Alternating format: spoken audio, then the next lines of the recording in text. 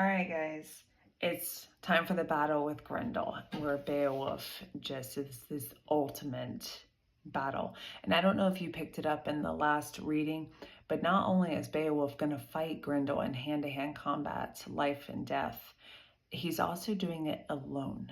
Okay, he is fighting, and I don't think it's because he wants to save his men. He wants it because when he wins, he wants the glory all to himself. Like I said, he's not necessarily a good man, but he is absolutely a good warrior. So I am on page 15 in the book, but you will have a printout so you can follow along. The battle with Grendel. And off the moors, down through the mist bands, the god-cursed Grendel came greedily loping. The bane of the race of men roamed forth, hunting for a prey in the high hall. Under the cloud murk, he moved towards it, until it shone above him, a sheer keep of fortified gold. Nor was that the first time he had scouted the grounds of Hrothgar's dwelling, although never in his life, before or since, did he find harder fortune or hall defenders. Spurned and joyless, he journeyed on ahead and arrived at the barn. The iron-braced door turned on its hinges when his hands touched it. Then his rage boiled over, and he ripped open the mouth of the building, maddening for blood, pacing the length of the patterned floor with his loathsome tread, while a baleful light, flame more than light, flared from his eyes. Whew!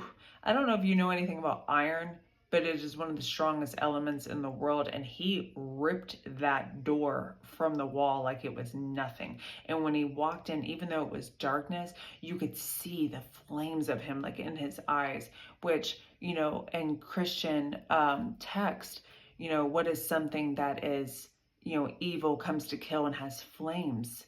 This could be comparing Grendel to a demon or even the devil.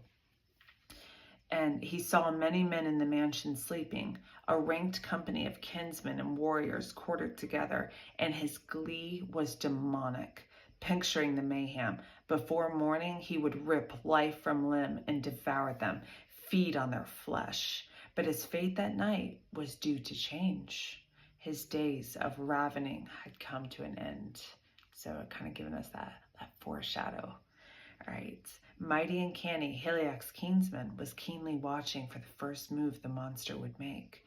Nor did the creature keep him waiting, but struck suddenly and started in. He grabbed and mauled a man on his bench, bit into his bone lappings, bolted down his head, and gorged on him in lumps, leaving the body utterly lifeless, eaten up hand and foot.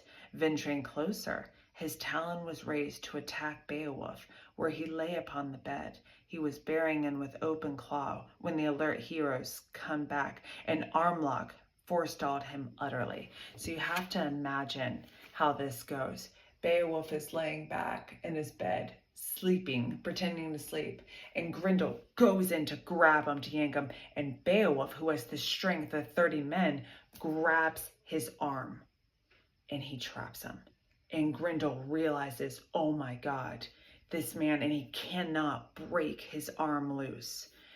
So what kind of foreshadowing can we guess for the rest of this battle?